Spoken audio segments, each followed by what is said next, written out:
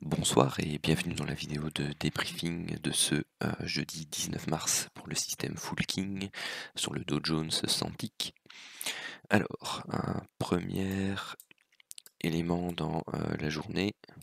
Hop, pardon, hop, voilà. Ici donc on avait eu une série, une double alerte divergence, mais vous voyez à chaque fois elle n'a pas été validée et vous avez ici l'indicateur qui refait à nouveau plus haut, qui est plus haut que le point précédent ici. Donc en fait vous n'aviez pas d'alerte de divergence valide ici. De plus, si jamais vous auriez pris position, eh bien c'était soit plus ou moins ici ou là, et vous voyez que le marché a refait ici ce nouveau plus haut là qui serait venu rechercher votre stop éventuel. Ensuite, l'alerte suivante valide, c'est celle-ci, donc une alerte divergence haussière, donc avec l'objectif du setup 1 ici sur la ligne de tendance long terme à 150 points, et l'objectif setup 2 n'est pas atteint puisque c'est la bande opposée ici de l'enveloppe long terme, et donc on pouvait sortir ici à la cassure de la ligne de la moyenne mobile triangulaire à 50 périodes. Et également, vous voyez ici que vous aviez une zone de consolidation avec ici votre range, et donc vous cassez également par le bas votre range de consolidation ici. Vous aviez également un setup divergence baissier qui était donné ici, qui était validé également par le même chandelier ici. Donc c'était également une alerte, enfin un moyen de sortir de position. Alors celle-ci, elle est bien en range long terme, elle est bien en zone basse de l'enveloppe, mais même si vous ne l'aviez pas pris, il existe, vous aviez le setup de divergence qui était baissier ici, donc vous vous trouvez face à un setup de divergence baissier, et de plus vous avez ici une forte impulsivité baissière, donc ça fait partie des conditions d'exclusion au niveau des alertes King TT.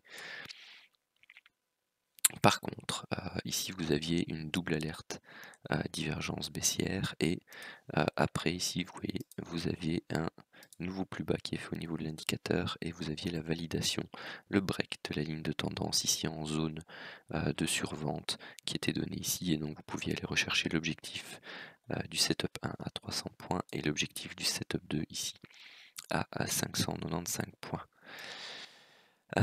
Pareil ici, vous aviez deux alertes divergence baissière, mais vous voyez que l'indicateur refait un nouveau plus haut. Ici donc elles sont invalidées. Et donc du coup ici on n'a pas d'alerte qui pouvait être tradable, suivant le principe de l'indicateur. À nouveau, ici vous voyez que vous avez les alertes vertes qui indiquent une potentielle sortie de zone de surachat. Je sais que certaines personnes les font du hors-piste et donc les prennent pour trader. Ici vous en aviez une belle. Pourquoi? Parce qu'elle avait breaké la ligne de tendance haussière, et en même temps elle avait breaké la ligne, la MM50 triangulaire, et ici la ligne de tendance court terme. Si on veut être puriste, vous aviez la zone de consolidation qui était là, hein, par rapport au court terme, et donc vous auriez dû attendre le break ici et aller rechercher ici l'objectif ligne de tendance long terme. Donc c'est un trade qui pouvait, en fonction de là où vous le preniez, vous rapporter quand même entre 200 et 300 points. Ici, vous aviez une alerte divergence haussière, hop, et la validation, pour moi, elle se faisait ici en zone grisée. Donc à ne pas prendre. Ici, vous aviez une alerte King TT en zone de range long terme dans la borne haute, qui était face à un setup de divergence, on va dire de renfort, hein. Donc c'est comme ça qu'il s'appelle, puisque vous avez une première vague haussière, une correction en A, B et C. Donc vous aviez ici une belle diagonale de terminaison de vague C. Et donc ce qui supposait d'avoir une vague haussière complémentaire pour avoir donc un A, B et C. Donc en fait ces deux alertes-là, donc en toute logique, si vous aviez cette analyse-là, et avec l'expérience vous devrez l'acquérir de plus en plus, eh bien ce sont des alertes que vous ne prendriez pas. Maintenant pour les statistiques, moi je les ai prises, donc celle-ci, eh bien tout simplement vous voyez qu'on fait le yo-yo, donc quand on s'éternise de manière latérale comme ça, il faut sortir ABE. Celle-ci, bah, pas le temps de sortir, hop, on est pris, donc stop loss 120. Une alerte divergence baissière ici qui est validée, donc ici. Et donc là pareil, hein, vous baissez, vous montez, vous baissez, vous montez, vous baissez, vous montez, vous baissez, c'est le yo-yo, hop, vous sortez. Bon, elle donne le setup 1 en termes d'objectif et de mémoire. Vous voyez, c'est tout juste, hein, puisqu'on est un stop loss de 120. Avec le spread, c'était out. Donc vous voyez qu'il valait mieux sortir ici. Éventuellement, c'était de pouvoir prendre le break de la zone de range court terme ici qui se faisait là. Et là, à nouveau, vous aviez un potentiel de 270 points.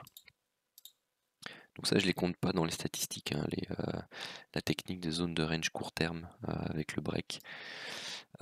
Tout ça, ce sont des bonus.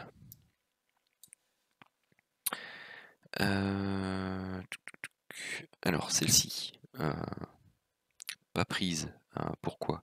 Parce que vous voyez on flirte avec vraiment la zone grisée. Donc, quand c'est comme ça, sincèrement, c'est pas tradable de toute façon. Si vous l'aviez prise, et bien tout simplement vous seriez baissé, hop, et puis vous auriez été sorti à BE tout simplement. Donc pour raison de plus, vous voyez que c'est pas intéressant à prendre. Surtout qu'en plus si vous aviez des alertes de divergence haussière pour une reprise entre guillemets de tendance. Avec le temps, il faut apprendre à regarder vraiment un peu toutes les alertes pour pouvoir acquérir une vision au niveau du marché. Ne pas hésiter surtout à dézoomer ou à regarder le M15 par exemple, ou le M5 pour vous donner une vision un peu plus large, pour voir où vous vous situez dans les différentes vagues, on va dire, de l'actif, et donc les différentes structures de prix. Ici, alerte divergence baissière qui est validée ici, mais vous voyez, hop, on se fait sortir BE. Par contre, là, vous aviez une alerte King TT avant, qui elle donnait son objectif, et donc de mémoire c'est 150 points. Pareil ici, rebelote, hop, 135 points. Et d'ailleurs je suis en train de me dire que celle-là... si, elle a été comptée.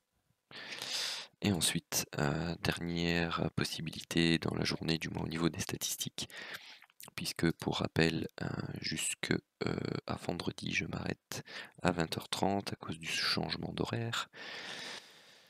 Et donc ici, alerte divergence validée à la baisse, setup 1, 255 points, break de la MM50 ici, au niveau du setup 2, donc 150 points. Celle-ci, bah, c'est pareil que la précédente, hein, on est en zone de range long terme, mais vous voyez, on est pile poil sur la zone grisée. Et là, en plus, c'est la même configuration. Le chandelier d'après, c'est un doji, puis un doji hésitation, puis on baisse et puis on repart à la hausse. Celle qui était intéressante, mais qui n'est pas dans les statistiques bien sûr, là par contre c'est celle-là. Vous voyez, on est bien écarté. Bon, on se trouve au milieu, hein. L'idéal c'est d'avoir l'alerte un peu plus en hauteur, mais là on a une belle configuration, on avale les deux chandeliers précédents, et celle-là vous voyez directement, bon, on a une petite conso, et puis on va rechercher one shot 170 points pour l'objectif au niveau du plateau opposé. Donc ça c'est vraiment très très bien. Bon, celle-ci elle rentre pas dans les statistiques bien sûr. Alors au niveau des résultats de la journée, on est à 865 points pour le setup 1, 5 trades gagnants, 1 perdant, 3 BE, 1190 points pour le setup 2, 5 trades gagnants, 1 BE, 1 perdant, 3 BE. Pour rappel, on est toujours en dessous des 12% au niveau du taux de trade perdant et on est à plus de 10 600 points pour le setup 1 sur le mois de mars. Donc en 14 jours de trading et quasi 16 000 points pour le setup 2. Voilà, sur ce, je vous souhaite une très bonne soirée.